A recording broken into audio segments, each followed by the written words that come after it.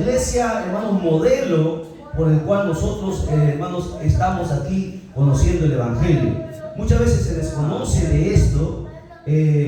La iglesia de este tiempo no es la misma iglesia que Cristo fundó al inicio, porque la iglesia al inicio fue una iglesia con poder, con fuego, con autoridad, con unción, e incluso los jóvenes mismos tenían tanto conocimiento de la Escritura y tanto poder que Dios los usaba tremendamente a través de los milagros. ¿Por qué? Porque era una iglesia realmente que se había convertido.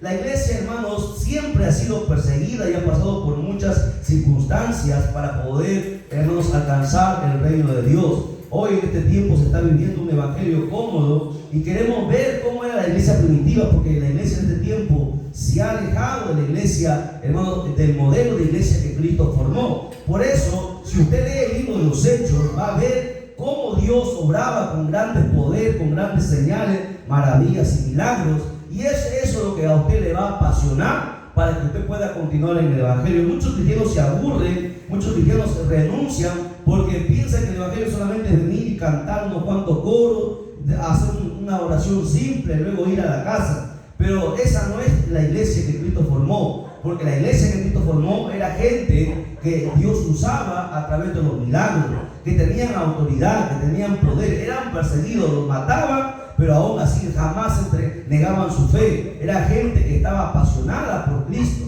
Y es por eso que nosotros vamos a estudiar este libro de Hechos, para poder aprender un poquito más y enamorarnos de la iglesia que Cristo formó. Porque si usted lee todo el libro de Hechos, se va a enamorar y va a estar al punto de dar su vida. No le va a importar si usted está enfermo, si no tiene dinero, no le va a importar si los demás renuncian, si ya los demás ya no quieren continuar. Usted va a continuar hasta adelante. ¿Por qué? Porque va a conocer cómo es la iglesia verdadera de Jesucristo. Amén. Entonces vamos a estudiar, a ver, verso a verso, este modelo de iglesia.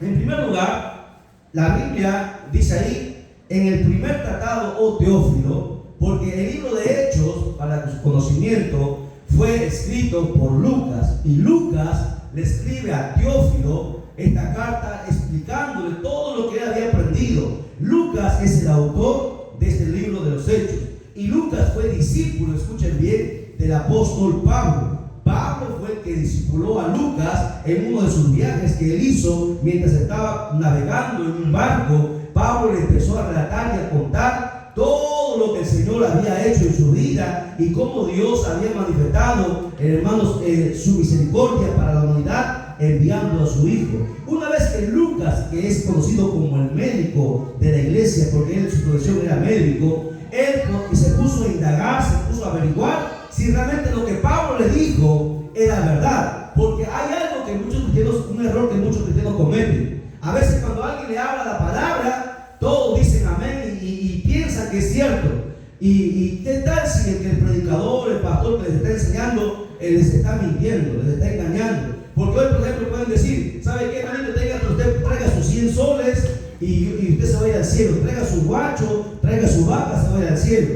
La Biblia no dice eso, pero mucha gente lo hace y lo cree por ignorancia. Lucas fue distinto. Lucas investigó si lo que Pablo le había dicho era realmente verdad. Y algo que nos falta a nosotros los creyentes es que no dejarnos engañar, porque la Biblia dice que en el postrer tiempo habrá muchos falsos, muchos engañadores que van a hacer desviar al pueblo. Por eso es que usted tiene que conocer bien la Escritura. Y Lucas era un conocedor, era un estudioso, y él se puso a investigar e indagar. Él dice en el primer tratado, Teófilo, hablé acerca del primer tratado. ¿Cuál tratado?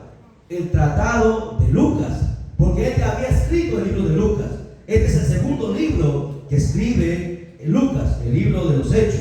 Hablé acerca de todas las cosas que Jesús comenzó a hacer y a enseñar. Por eso que Lucas es un evangelio que nos muestra todos los milagros y las cosas que Jesús hizo.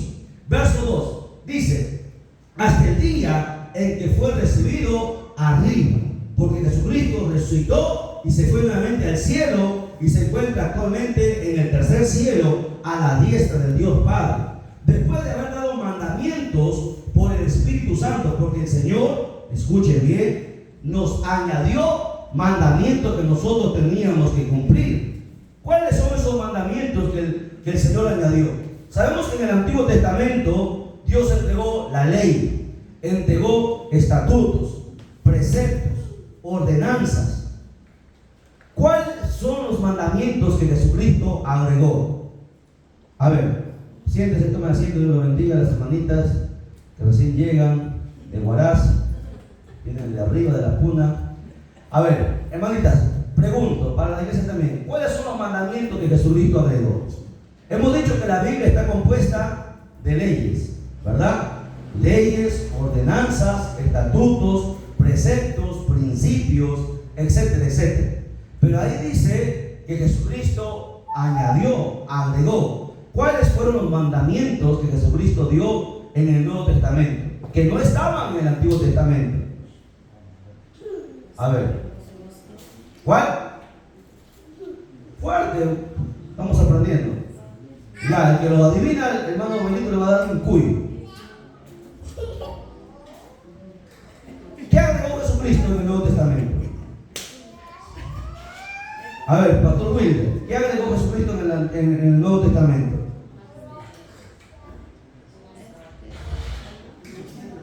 Añadió ordenanzas. ¿Cuáles son? El bautismo en las aguas.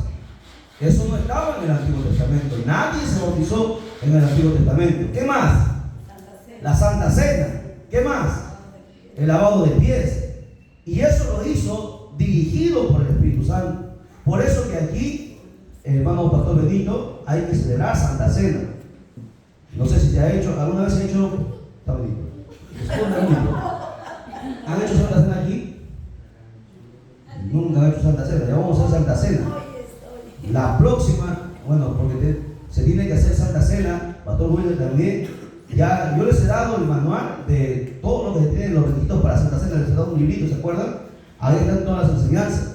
Es algo que la iglesia tiene que practicar, porque la Santa Cena mide la espiritualidad de la iglesia.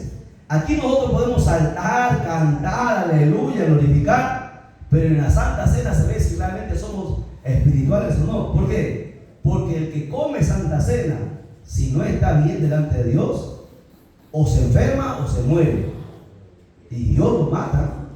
Y han caído, hasta pastores han caído. ¿Por qué? Porque están comiendo indignamente la Santa Cena. Ahí es un tratado directo con Dios. Por eso que cuando se paga Santa Cena la mayoría se atienden, porque saben su condición. No, usted me puede engañar a mí, usted puede engañar a su esposa, pero a Dios usted no lo va a engañar. Y en Santa Cena es la manera que los pastores miran cómo está la gente en la iglesia. Porque como vuelvo a repetir, el diablo salta, ¿no? Los brujos saltan, pueden aplaudir, cantar, todo. La gente mundana, hasta los borrachos, ¿no? Están cantando las alabanzas, los borrachitos están ahí danzando. ¿Por qué? Porque eso no implica la espiritualidad de la iglesia. El estar en una iglesia no nos hace ver que nosotros realmente estamos bien.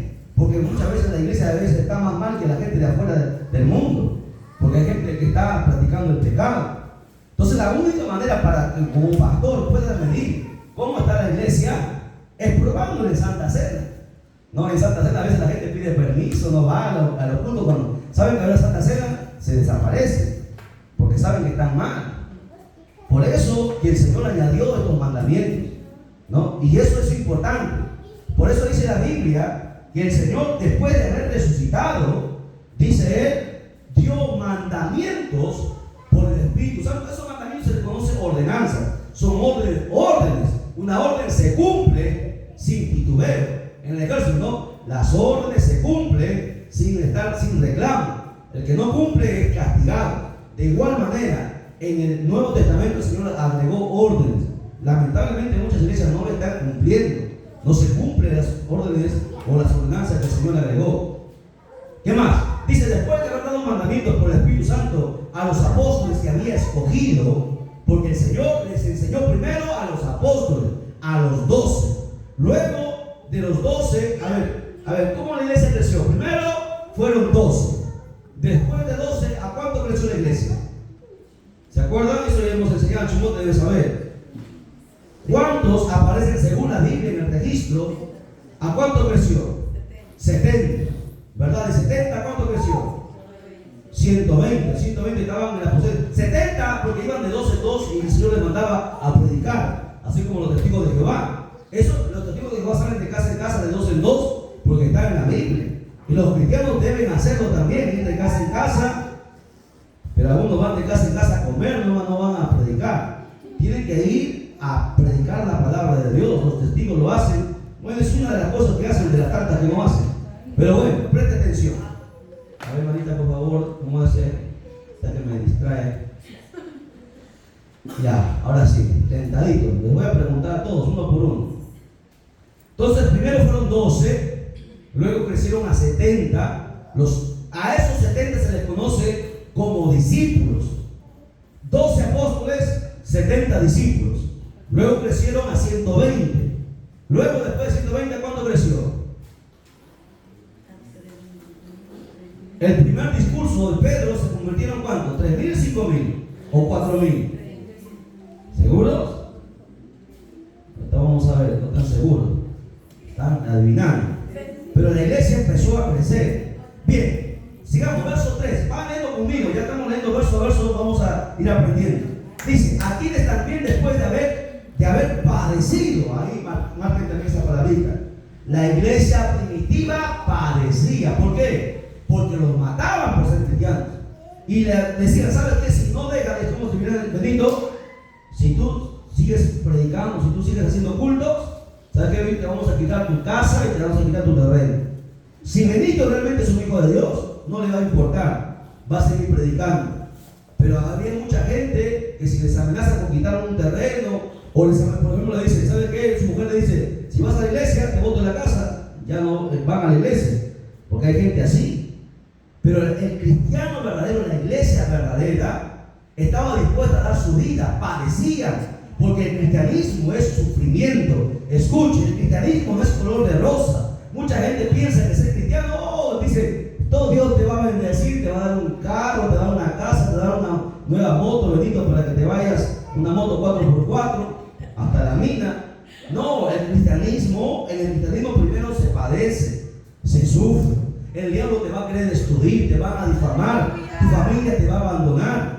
Y mucha gente que no se ha convertido, cuando le pasan los problemas, cuando le botan del trabajo, cuando no tienen para comer, cuando se enferman, renuncian al cristianismo, se olvidan de Dios, se quejan de Dios. Pero la iglesia primitiva, aunque los mataban, porque a ellos los amarraban en un poste, escuchen bien, en un estadio, y sacaban a los leones, y los leones los despedazaban vivos, y gritaban, pero nunca renunciaban a su fe. Los freían, los metían en un pelón de aceite hirviendo para que renuncien a su fe, y no renunciaban a su fe. Mataban a sus hijos en su delante, pero no renunciaban a su fe. A las mujeres embarazadas les abrían el vientre vivo, sacaban al bebé y lo estrellaban contra las paredes, pero no renunciaban a su fe, porque se habían enamorado de Jesucristo. Estaban dispuestos a dar su vida por el Señor. Hoy los cristianos, si su chácara ya no va a la iglesia. Por cualquier cosa dejan el evangelio, dejan de congregar. Por eso es que estamos lejos de la iglesia primitiva. La gente piensa que la iglesia solamente es un pasatiempo, es como un club social al cual vamos a ir un ratito para poder decir que vamos a ir al cielo. Pero eso es un gran engaño. La iglesia siempre ha padecido, siempre va a haber sufrimiento. Si realmente eres de Cristo, el diablo te va a querer perseguir, te va a querer destruir, matar. Pero tú tienes que tener la confianza que el Señor prometió estar con nosotros todos los días hasta el fin del mundo, y que nada va a acontecer a nuestra vida si Dios no lo permite. Desde el día que tú te conviertes, el diablo va a planificar muchas cosas, pero recuerda que tú estás en la mano de Dios. Mientras tú estés en la mano de Dios, nada va a acontecer en tu vida. El problema es que si tú te sales de la mano de Dios, ¿cómo así? ¿Cómo me salgo de la mano de Dios? Dejas de congregar, dejas de leer la Biblia, dejas de orar, dejas de ayunar, dejas de vigilar. Te estás saliendo de las manos de Dios. Y es por eso que el diablo se destruye. El diablo divide los matrimonios. El diablo enferma a tus hijos, enferma a tus animales. No te falta el dinero. Muchos cristianos padecen tantas cosas. ¿Por qué? Porque se están saliendo de la mano de Dios. Pero aquel que está en la mano de Dios, el Señor primero te prueba para ver si realmente eres de Él. Y una vez que tú pasas la prueba, recién Dios te bendice. No todo el tiempo es prueba, no todo el tiempo es tristeza y dolor y lágrimas. Hay bendición para los que resisten y los que soportan la prueba. Acá dice, aquí después de haber padecido, porque la iglesia padeció, recuerden, a ellos los quitaron sus tierras, sus casas y los botaron, se quedaron sin nada, pero no renunciaron a su fe. Los cristianos en la ola le dicen eso, ¿sabes qué? Te voy a votar si tú no renuncias a la fe. Los cristianos renuncian a su fe. Por eso es que no hay poder en la iglesia, por eso que no hay milagros. La gente, hermano, si viera que la gente del mundo viera que en la iglesia se sana y sanidades, que el poder de Dios se mueve, la gente vendría. Pero la iglesia, escuche bien, la iglesia necesita ser regenerada, restaurada. La iglesia necesita volver nuevamente a la senda antigua. Por eso que nosotros hemos aperturado un curso en Chimbote sobre la historia de la iglesia primitiva. Hoy solamente vamos a dar un poquito, algunas pautas para que ustedes aprendan cuál era el modelo de la iglesia. Primero, era una iglesia que padeció, que sufrió, pero nunca negó su fe. ¿Por qué? Porque estaban enamorados de Dios, del Señor. Así como usted se enamora cuando está enamorada antes de casarse, usted quiere estar siempre con esa persona que usted ama. De la misma manera, uno que entrega su vida a Cristo, lo ama y no lo va a dejar por nada. No le va a importar nada. Está sano, va a la iglesia. Está enfermo, va a la iglesia. ¿Tiene dinero? Va a la iglesia. No tiene dinero, igual va a la iglesia. Esos son los cristianos verdaderos, que nunca negan su fe. ¿Qué más? Sigamos, a ver, vamos escudriñando. ¿Qué más? Dice, se presentó vivo con muchas pruebas indubitables. Está hablando que el Señor resucitó. Él se presentó ante la gente que pensaba que él ya estaba muerto, lo habían crucificado, lo habían sepultado, pensaban que ya nunca más lo iban a ver. Pero dice que él se presentó vivo con muchas pruebas indubitables. ¿Cuáles eran esas pruebas indubitables que el Señor manifestó? Donde esto no enseñé en Chimbote, a ver. ¿Cuáles fueron las pruebas que Jesucristo indubitables mostró para que la gente creyese que realmente era el Hijo de Dios? Porque cuando Jesucristo lo crucifican y lo matan, los apóstoles se desanimaron. El mismo Pedro, mira, Pedro a pesar de después de haberlo negado y cuando lo mataron, Pedro se volvió al mundo. Se dio, eso no lo sé, ¿no? Pedro volvió al mundo, retrocedió atrás. ¿Por qué? Porque dice la Biblia en uno de los evangelios que cuando Jesucristo apareció, ellos estaban pescando. Pedro era pescador, y los pescadores, ustedes saben que usan solamente un trapito para proteger sus partes íntimas, y luego andan desnudos, descubiertos. Así trabajan los pescadores. Todos pescadores trabajan así. Pero cuando Jesús lo llamó, Pedro se empezó a vestir, porque el maestro vestía hasta abajo. Y Pedro aprendió la santidad del cuerpo. Jesús le enseñó, lo discipuló.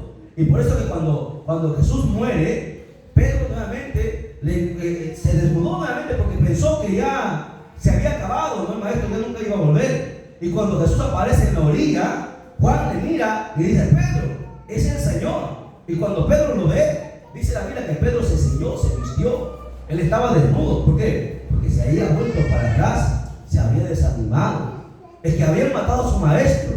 Pensaban que era mentira lo que Jesús les había enseñado. Pero cuando Pedro vio a Jesús en la orilla, él se vistió, dice la Biblia, que se ciñó su ropa y se aventó hacia el maestro.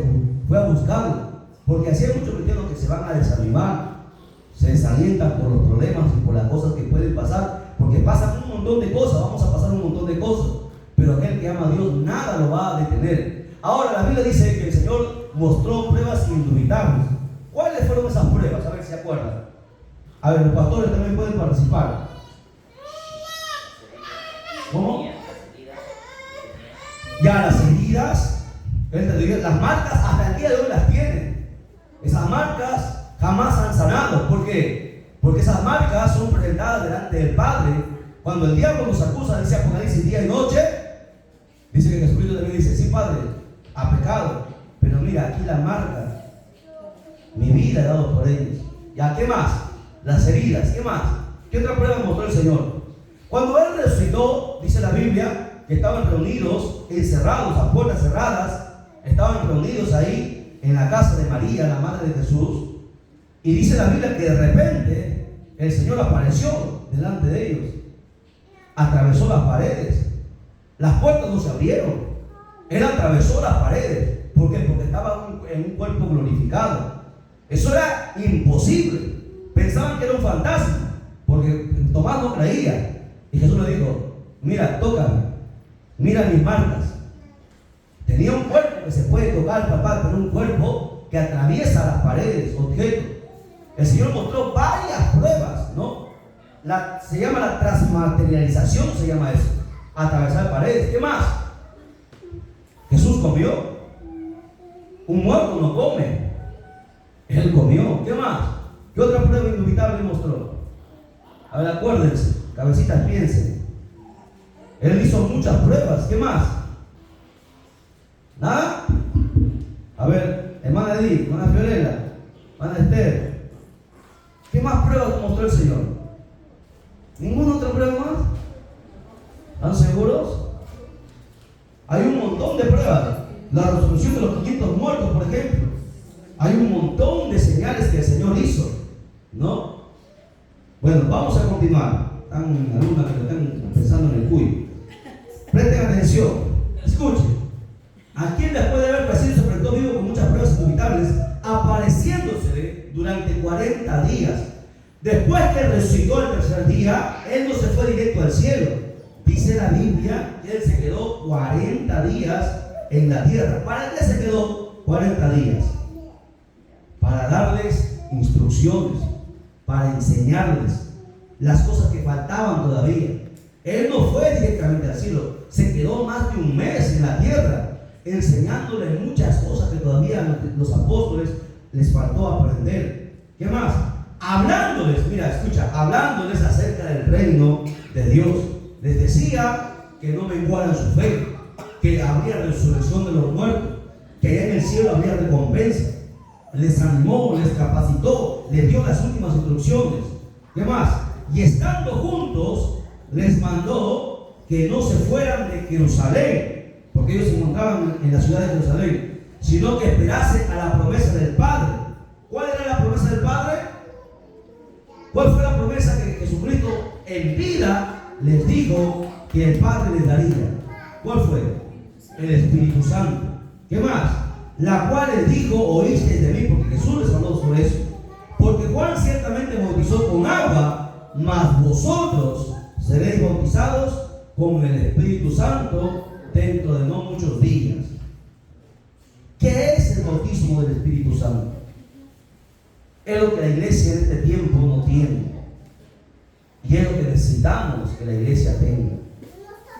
Bautismo del Espíritu Santo. ¿A quién el Espíritu Santo bautiza? A alguien que busca la presencia de Dios.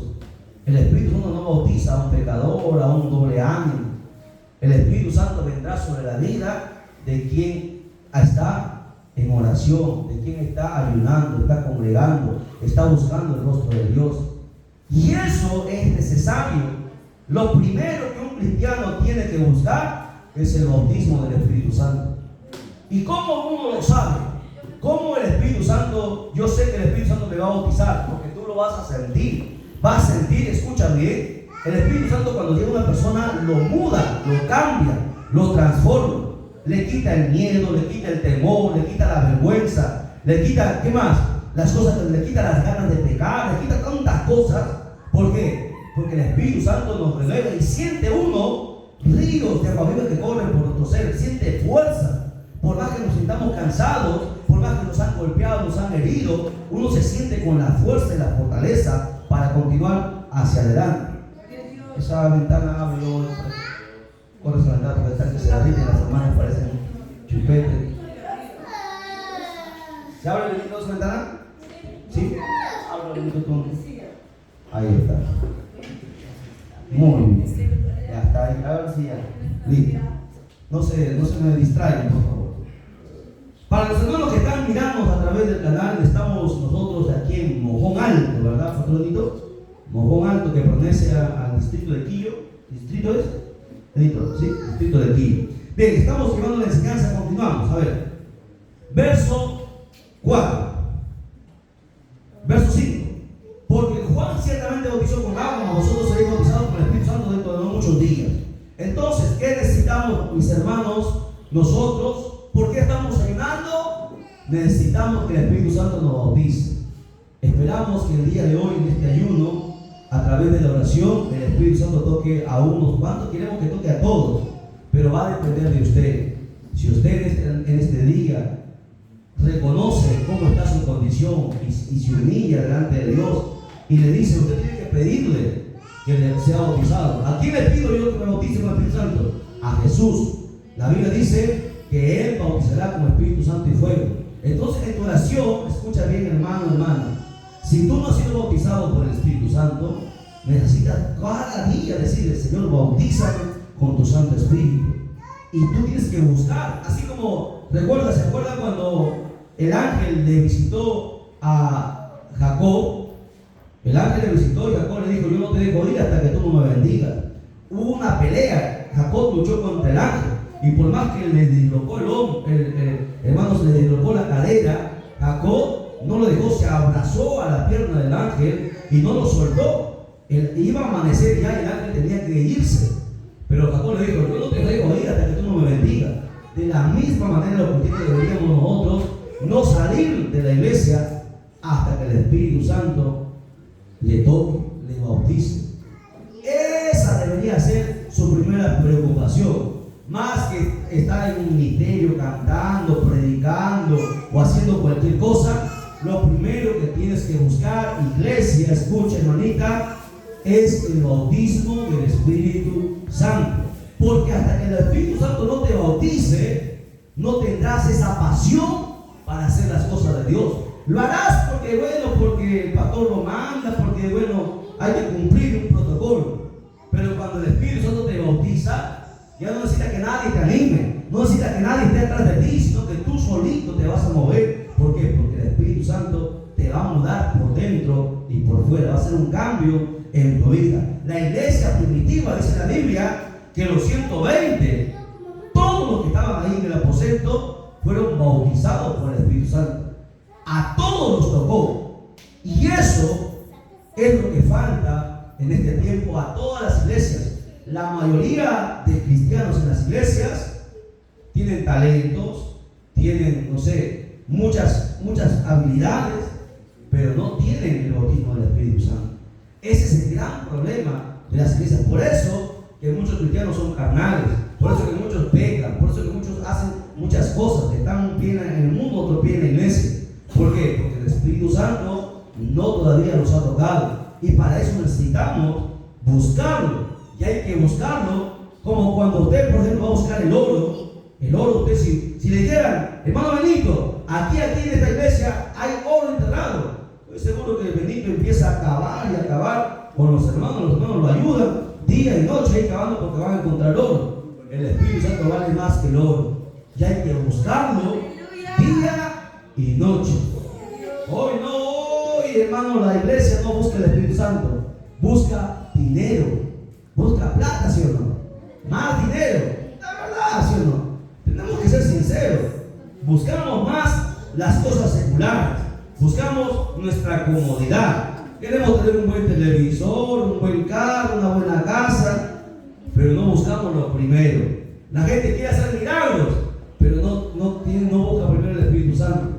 Sin el Espíritu Santo no se puede hacer nada. Así como Jesús dijo, sin mí nada podéis hacer. Jesús se fue, ahora está el Espíritu Santo. Sin el Espíritu Santo no se puede hacer nada. O sea, hermano B, tienes que buscar el bautismo del Espíritu Santo. Porque una vez que el Espíritu Santo te bautice, tú vas a saber hacer las cosas que Dios quiere que tú hagas. Hermana Luisa, hermana Fiorella, mis hermanitas de aquí, van no se me duerman, pellizca de la hermanita que está que se duerme, dale agua. Vamos a hacer un poquito, vamos a dar también haciendo bonito, pero un ratito, estamos recién empezando. Escuche, hay que buscar el Espíritu Santo, hasta para casarte. A ver, los que están, levanten la mano los que no están casados, a ver, ¿quiénes están solteros? A ver, ahí hay una, ¿está soltero? No, pero ustedes son pareja, tienen para casarse, no ustedes. A ver, acá hay 1, 2, 3, 4, 5. Hasta para casarse necesitas el Espíritu Santo. ¿Por qué? Porque tú no eres un mundano o una mundana ya. Porque si tú escoges, no es que es bonita, mira qué ojos verdes tiene. También te va a perder los ojos cuando te peguen después. Porque escucha bien, los hombres y las mujeres se escogen mal. ¿Qué tal si es guapo, es blanco, es sarco, como alguien le dice? Pero si luego te va a maltratar, te va a engañar, te va a sacar la vuelta, te va a abandonar con tus hijos, ¿de qué va a valer?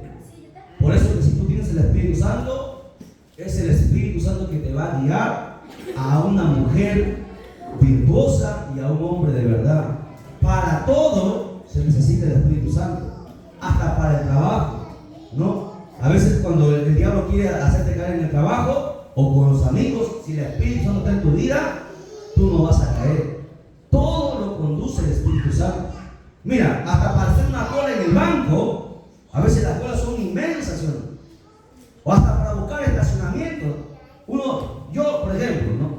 Uno le pide a veces a Dios que nos dé espacio y hablamos con el Espíritu Santo y parece imposible, pero el Espíritu Santo hace las cosas.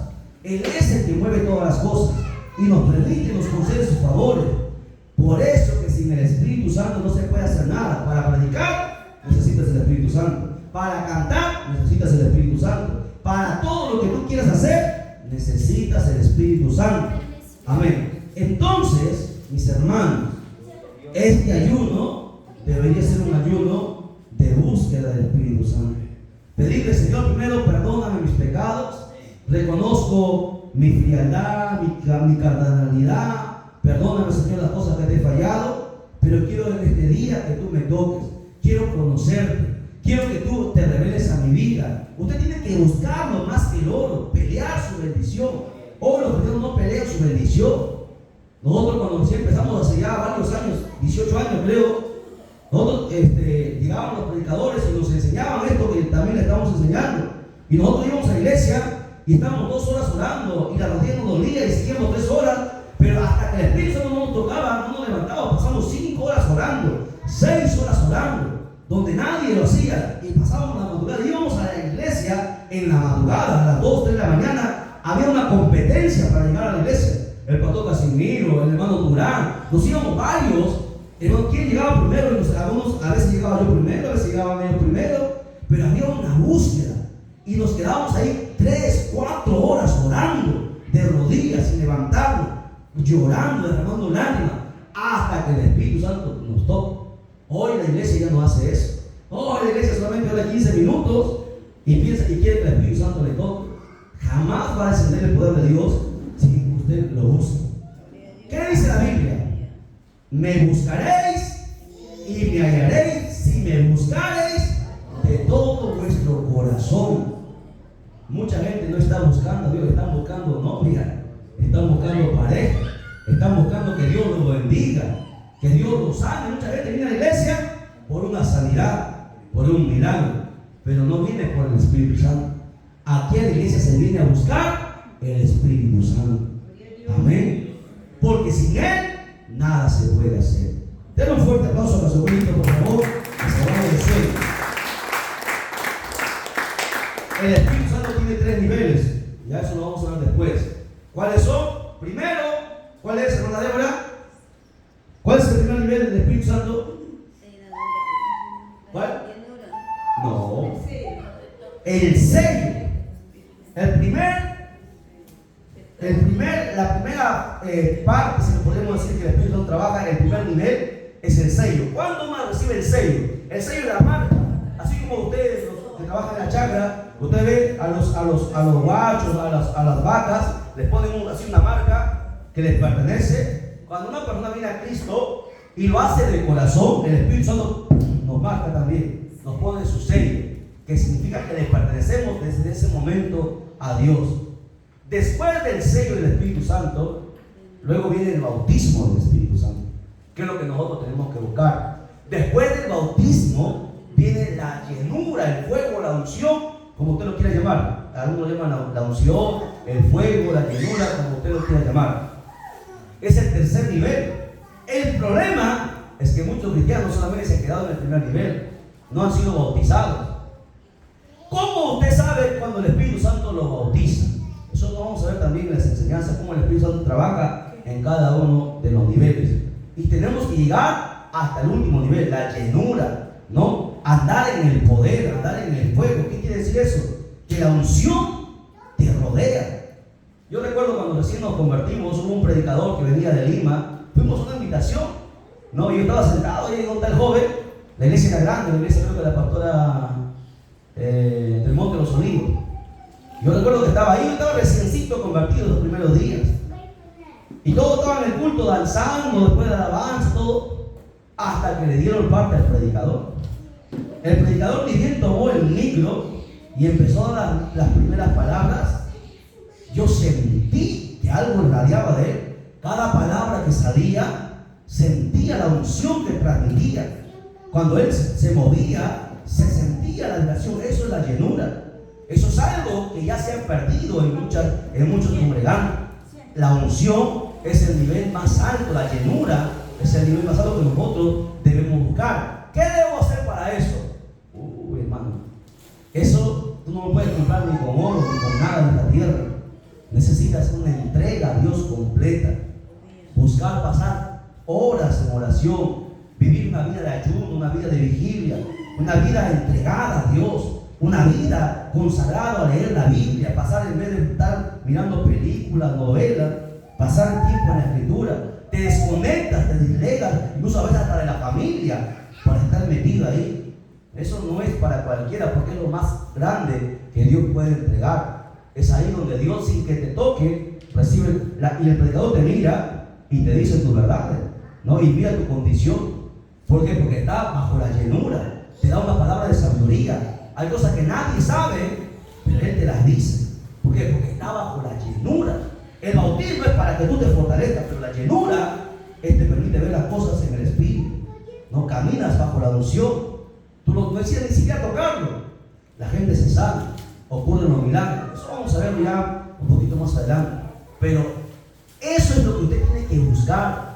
Que el Espíritu Santo no tiene límite. Lo que nos puede entregar es sin límite. Los cristianos están conformados solamente con estar en una iglesia y tener un talento, tener un don. Hay más cosas, escucha, hay mejores cosas que los dones. Están los talentos, luego están los dones. Después de los dones, ¿qué están? Más arriba están los dones. ¿Qué más arriba, qué más están? Los ministerios. Más arriba, ¿qué está? Hay niveles que nosotros tenemos que llegar. No solamente estar en la iglesia, no. Por eso que mucha gente a veces está en la iglesia un tiempo y luego se desanima, luego se va al mundo, se enfría. ¿Por qué? Porque si supiera todas las cosas que tú tienes que adquirir, por ejemplo, en tu oración, cuando tú estás buscando a Dios, Dios te hace ver hasta el futuro, te hace ver las cosas que el diablo planifica para destruir. Tú un día, cuando tú empiezas a buscar, vas a ver las cosas que pasan. Vas a ver incluso que en la oración el tiempo y el espacio desaparecen, que la oración traspasa esas cosas. Vas a ver cosas que nadie sabe. Vas a ver cómo el diablo está trabajando, porque Dios nos muestra, revela. Mientras más tú te metas con Dios, más poder de Dios caerá sobre ti. ¿Entiendes? Por eso, si tú conoces, así era la iglesia primitiva, estaba lleno. Los jovencitos, Esteban, siempre decimos de Esteban, ¿no? Y no solamente de Esteban, estaban todos ellos, todos tenían como mínimo común, todos tenían unción. Nadie había sin unción. Todos tenían autoridad, por eso que la iglesia se multiplicaba. ¿Por qué? Porque veían poder, hasta los brujos se convertían y querían el poder que tenía Felipe, querían el poder que tenía hoy. ¿Qué tiene la iglesia? Hermano, usted que no, yo predico, no, yo canto, no, muéstrame poder. Hay poder en ti, hay autoridad de poner las manos, echar fuera los demonios, hay autoridad de poner las manos y sanar. Eso es lo que se busca en la iglesia. La iglesia ha perdido eso. Ha perdido el poder, el power. ¿Por qué? Porque no ha sido bautizada por el Espíritu Santo. Que es lo primero que Jesús dijo. Porque ahí lo dice, ¿no? Seréis investidos por el Espíritu Santo. Vamos a ver, ¿ya? Continuamos, verso 6, no se me asuste. Verso 6. Estamos en Hechos capítulo 1, verso 6. Entonces los que habían reunido le preguntaron diciendo: Señor, ¿restaurarás el reino de Israel en este tiempo? Sus discípulos le empezaron a preguntar: Señor, ya resucitaste, ahora sí, ¿por qué dice restaurarás? ¿Qué pasó con Israel? ¿Por qué le preguntaron esa pregunta Porque Israel, una vez más, se encontraba en esclavitud. Israel estaba gobernado por el Imperio Romano. Israel, mira, a ver, para que usted entienda. Israel, ¿con cuántos empezó? Jacob con 70 personas bajaron, ¿verdad? Y se creó la nación de Israel con sus hijos, y luego fueron 70, bajaron a Egipto. ¿Te recuerdas, no? En el tiempo de José, cuando hubo el hambre, bajó Jacob con 70 a Egipto, y ahí fueron prosperados. Después quedaron esclavos de los egipcios. Después, cuando el Señor los sacó de Egipto y los hizo entrar en la tierra prometida, Israel empezó a crecer. Israel se convirtió en potencia. Siendo nada, siendo el pueblo más pequeño, Dios convirtió a Israel en potencia. A tal punto que en el reinado de David y en el reinado de Salomón, las naciones alrededor traían tributo a Israel. Traían su oro. ¿Por qué? Porque Israel se convirtió en una potencia. Tenían miedo. ¿Por qué? Porque Dios era el que peleaba por Israel. Por eso que la gente le tenía pánico a Israel. Por eso, cuando los muros de Jericó, nadie había vencido a Jericó. Nadie en toda la historia había atravesado los muros, que eran unas murallas grandes, que eran el espesor de las murallas, es decir, que atravesaban 2 carreras a la vez. Imagínense qué tan potentes eran esas murallas. Ningún ejército había atravesado los muros de Jericó. Pero cuando Israel vino, los muros se cayeron. Dios tumbó los muros de Jericó y Israel pasó. Y los ejércitos que empezó, porque Israel empezó al inicio luchando contra los amalecitas, contra los amonitas, contra los filisteos, y a todos ellos Israel los venció. Y no era porque Israel eran muchos, Israel eran menos que sus enemigos, no tenían armas, pero lo que tenía Israel era el Dios. Tenían a Jehová y peleaba Dios por ellos y les daba la victoria. Y siendo un pueblo insignificante, se convirtió en, escucha bien, en una potencia, al punto que las demás naciones le tributaban a Israel. Los reyes venían a ver al rey de Israel, a Salomón, la reina de Saba y los demás reyes, porque Israel llegó a ser la potencia. Israel era rico, se llenó de riquezas, pero Israel abandonó al Señor. Por eso que cayeron cautivos bajo los sirios, bajo los asirios, bajo los babilonios. Cayeron cautivos por diferentes. Sus enemigos los persiguen, porque cuando uno se olvida de Dios, Dios los entrega a sus enemigos. Por eso que Israel, los discípulos le preguntan a Jesús: Señor, ¿restaurarás el reino de Israel? Ellos querían ver a Israel potencia, así como Estados Unidos es potencia, y nadie quiere meterse como Estados Unidos en este tiempo, porque era potencia. Así mismo Israel en su tiempo era potencia. Todos le tenían miedo, los ejércitos tenían miedo de Israel, porque no era Israel, era Dios quien peleaba por ellos, el verdadero Dios, y le tenían miedo. Por eso que ellos pedían: Señor, ¿restaurarás el reino de Israel? Pero Jesús no había venido a restaurar el reino de Israel, había venido con otro propósito, traer el evangelio, ¿verdad? Entonces ya saben por qué le hacen esa pregunta. Verso 7, Jesús les responde y les dijo: no os toca a vosotros saber los tiempos o las sazones que el Padre puso en su sola potestad. Le estaba diciendo: todavía no, muchachos, no es el tiempo. Ustedes todavía no tienen por qué saberlo. Dios es el único que sabrá el día y la hora cuando restaurará, porque Israel va a ser restaurado. Restaurará Israel. Israel se convertirá en la primera potencia mundial. ¿Cuándo? Eso será. ¿Cuándo? A ver, hermanos de Chimbote, ustedes saben un poquito más.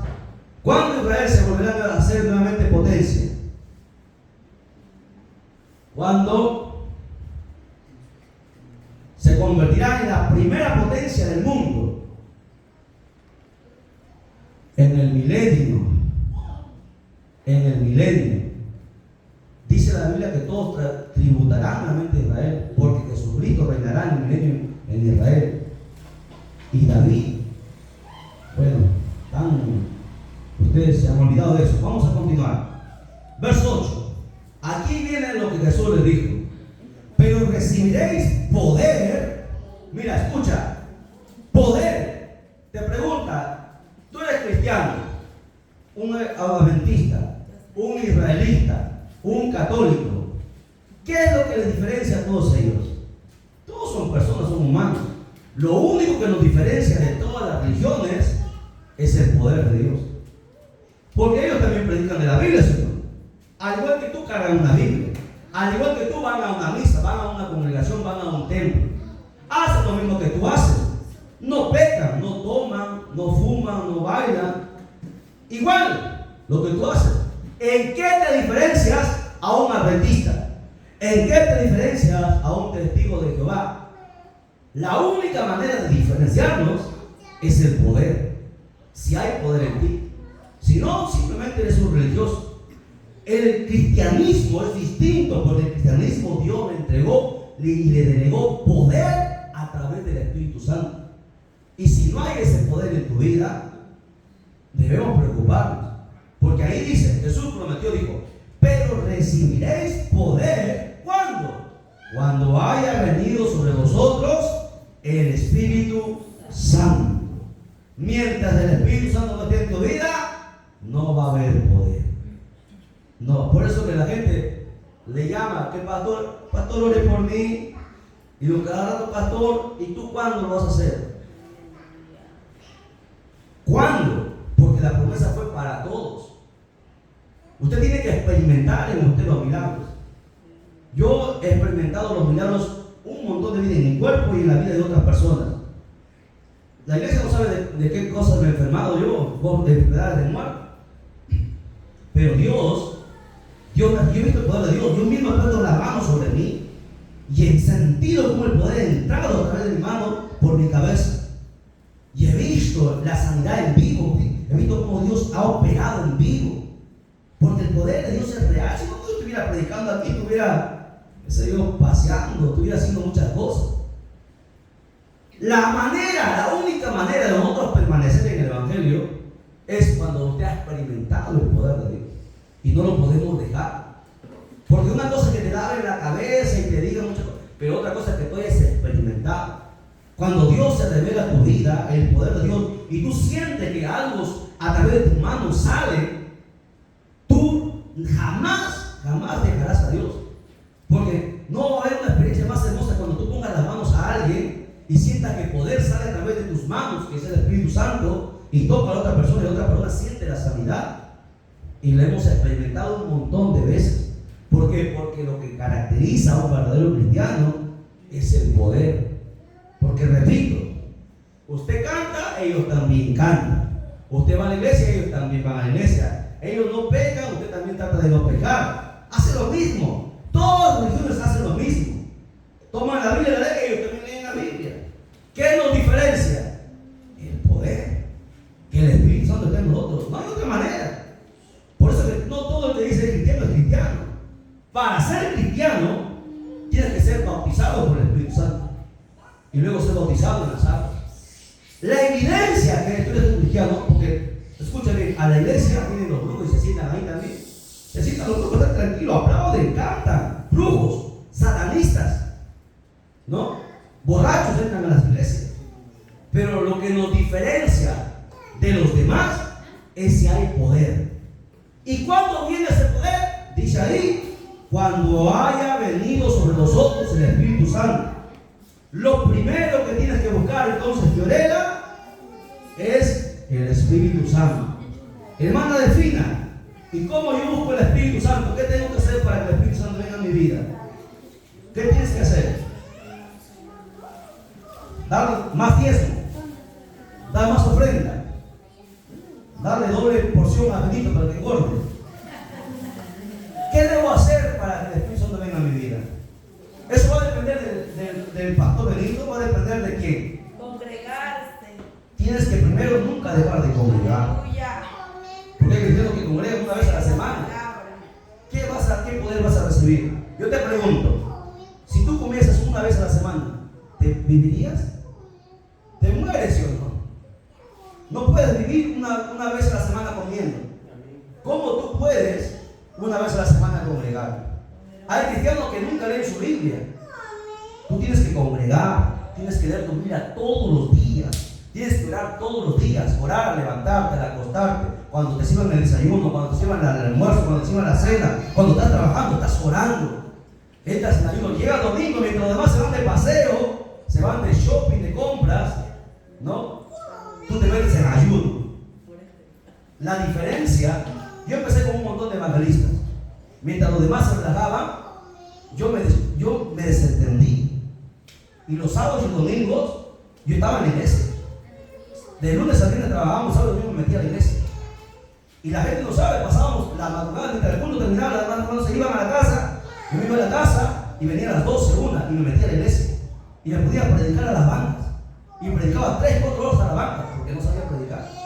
Y hablaba. Tú mismo eres el que tienes que buscar el Espíritu Santo. Nadie lo va a buscar por ti, nadie va a poner la mano y va a venir el Espíritu Santo. Qué fácil sería, ¿no? Eso es para los haraganes. Pero lo más extraordinario es el Espíritu Santo. Y eso requiere búsqueda, requiere tiempo. Hoy nosotros hemos pasado 18 años buscando desde que nos convertimos. Ya nosotros, hermanos, ya se nos hace fácil las cosas. Hoy la gente, hermanos, a veces se les hace difícil. Hermana, predique. No, tienen miedo a predicar. No, le digo, hermano, usted va a predicar. No, pastor, tiene que avisarme usted, yo tengo que prepararme. No, el cristiano tiene que estar preparado ya. Tú me dices, ora, yo oro. Tú me dices, predica, yo predico. El cristiano tiene que estar preparado, no se va a preparar. El cristiano tiene que prepararse todos los días, tiene que vivir una vida preparada. Para que cuando llegue el momento, tú puedas resplandecer, que Dios pueda usar tu vida. Es eso lo que nos diferencia de las demás religiones. Estar en una iglesia, cualquiera lo está. Los adultos vienen a la iglesia, se sientan ahí. Los fornicarios también están en la iglesia. Están tranquilos, pero están en pecado. Lo que diferencia a un cristiano es el poder de Dios que corre a través de su vida. Si fluye o no fluye, ¿no? Fuimos a echar afuera, hermanos, a una persona, un jovencito que estaba endemoniado, lo agarraban los hermanos y se hacía un show.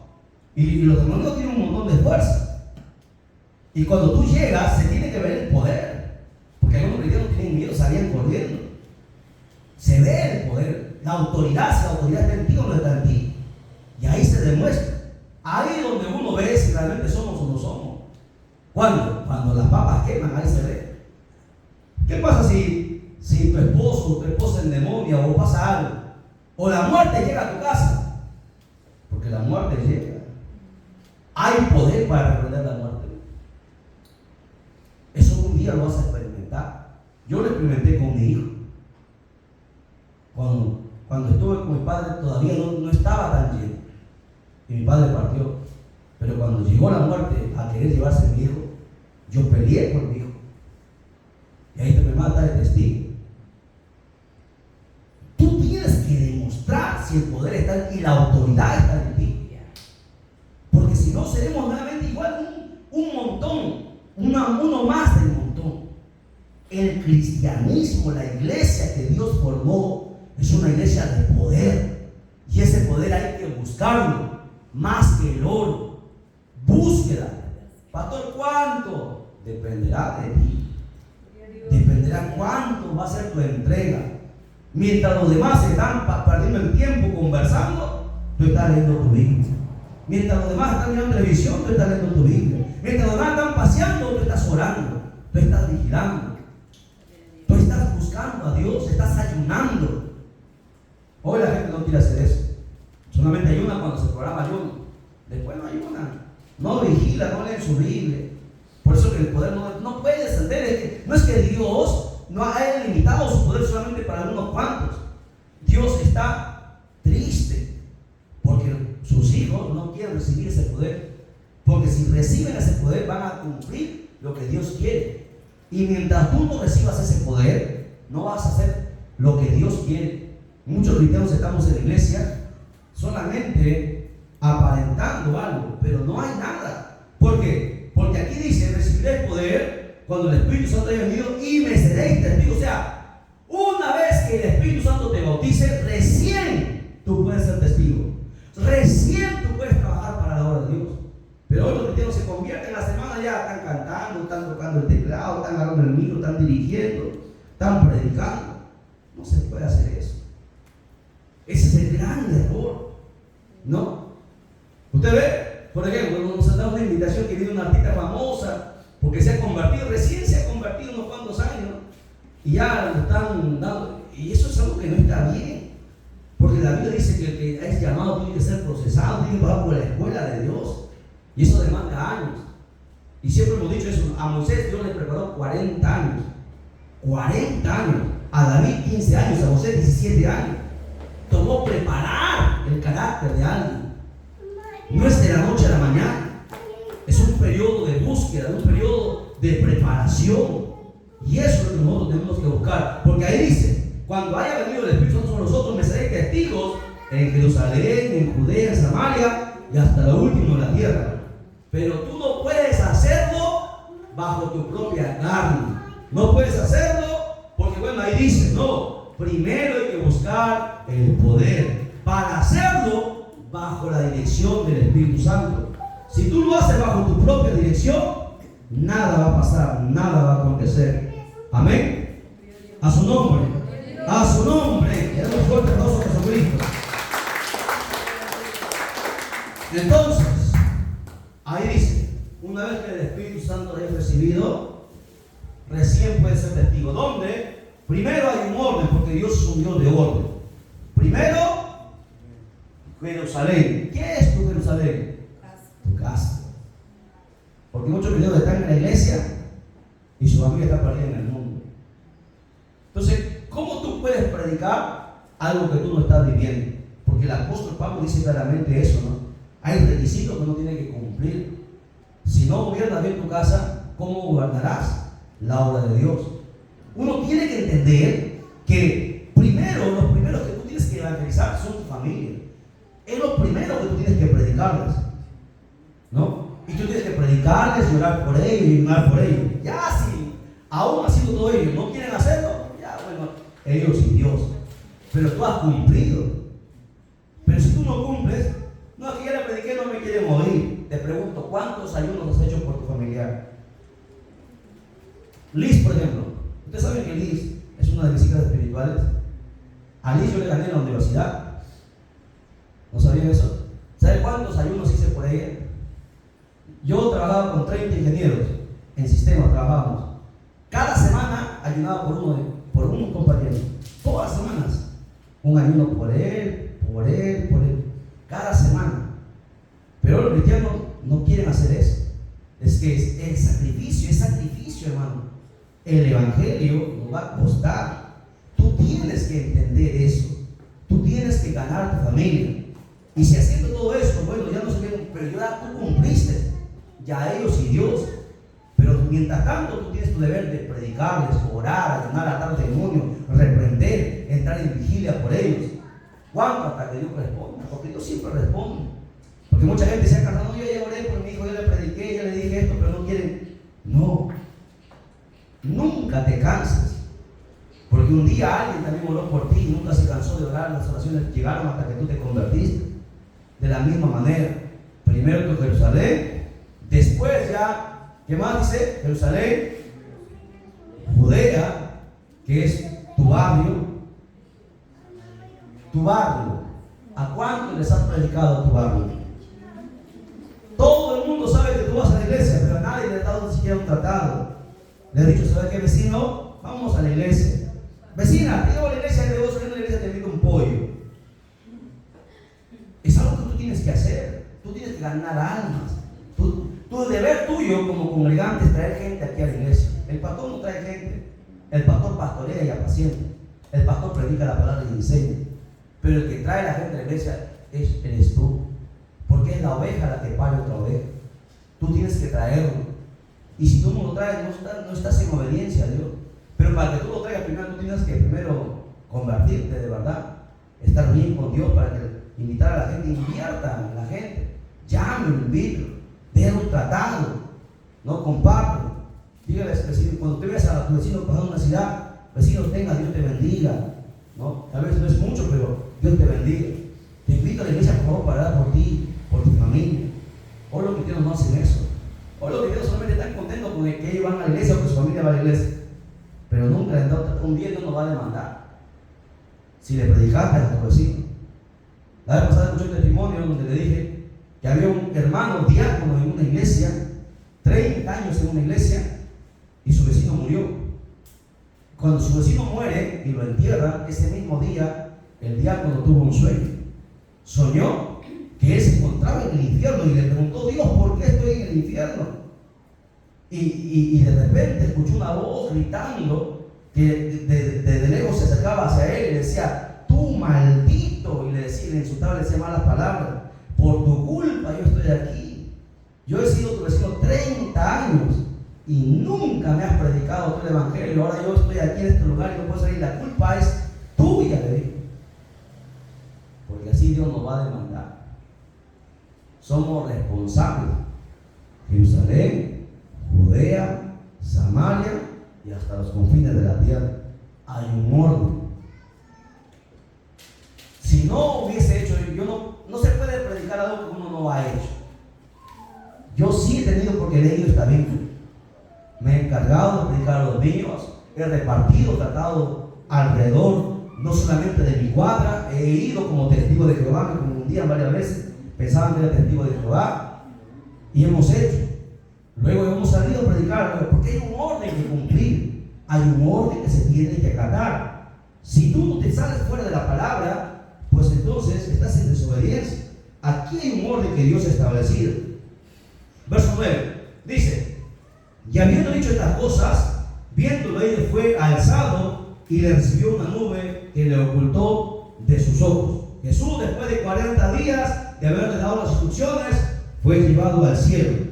Y estando ellos con los ojos puestos en el cielo, entre tanto que él se iba, he aquí que se pusieron junto a ellos 2 varones con vestiduras blancas, eran ángeles. Los ángeles, por si acaso, no tienen alas. Aprenda eso, los ángeles no tienen alas. ¿De dónde salieron las alas? Lo pusieron los católicos. Los ángeles no tienen alas. Aprenda eso. Aquí dice que 2 varones con alas, no dice así. Dice que 2 varones solamente con vestiduras blancas, los cuales también le dijeron: varones galileos, ¿por qué estáis mirando al cielo? Este mismo Jesús que ha sido tomado de vosotros al cielo, así vendrá como lo habéis visto ir al cielo. Promesa de que Jesucristo vendría a llevar a su iglesia. ¿Cuándo? En el arrebatamiento. En una nube lo llevó y una nube nuevamente lo traerá el día del arrebatamiento. Y para ese día necesitamos estar preparados. ¿Ok? Por eso estamos aquí en ayuno, preparándonos para que el Señor tenga misericordia de nosotros y pueda tocar nuestra vida. Amén. A su nombre. A su nombre. Denle un fuerte aplauso a la